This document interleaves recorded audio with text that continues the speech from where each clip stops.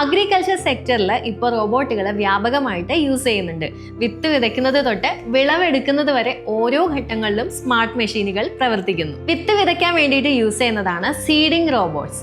വിത്തുകൾ നിശ്ചിത അകലത്തിൽ നടാൻ വേണ്ടിയിട്ട് ഈ റോബോട്ടുകളെ ഹെൽപ്പ് ചെയ്യുന്നു. ഒരു എക്സാമ്പിൾ പറയുകയാണെങ്കിൽ ഫാം ബോട്ട് ജെനസിസ് എന്ന സിസ്റ്റം ഉപയോഗിച്ചിട്ട് ചെറിയ കൃഷിയിടങ്ങളിൽ വിത്ത് വിതയ്ക്കാനും അതുപോലെ പ്രോപ്പറായിട്ട് വാട്ടറിങ് ചെയ്യാൻ വേണ്ടിയിട്ടും ഈ ഒരു ഓട്ടോമേറ്റഡ് സിസ്റ്റം യൂസ് ചെയ്യുന്നുണ്ട്. ജലസേചനത്തിനായി യൂസ് ചെയ്യുന്നതാണ് സ്മാർട്ട് ഇറിഗേഷൻ റോബോട്ട്സ്. AI സംവിധാനങ്ങളും സെൻസറുകളും ഉപയോഗിച്ച് മണ്ണിന്റെ ഈർപ്പം പരിശോധിച്ച് ആവശ്യത്തിന് മാത്രം വെള്ളം നൽകുന്നു. എക്സാമ്പിൾ പറയുകയാണെങ്കിൽ നെറ്റാഫിം സ്മാർട്ട് ഇറിഗേഷൻ സിസ്റ്റം.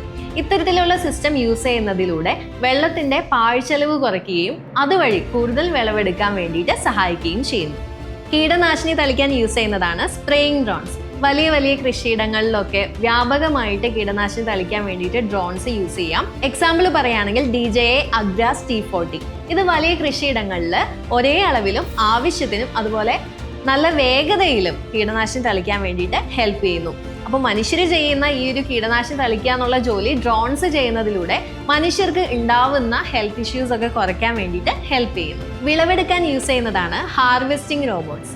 വിളവെടുക്കുന്നതിനും റോബോട്ടുകൾ ഒരുപാട് ഹെൽപ്പ് ചെയ്യുന്നുണ്ട്.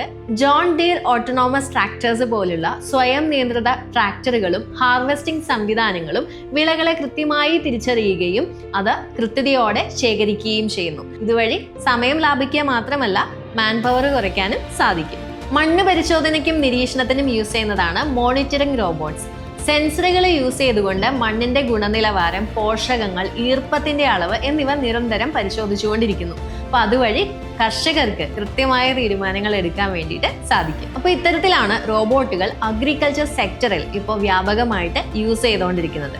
ഇതുപോലുള്ള കൂടുതൽ ഇൻഫോർമേറ്റീവ് വീഡിയോസിനായിട്ട് ഈ പേജ് ഫോളോ ചെയ്യുക.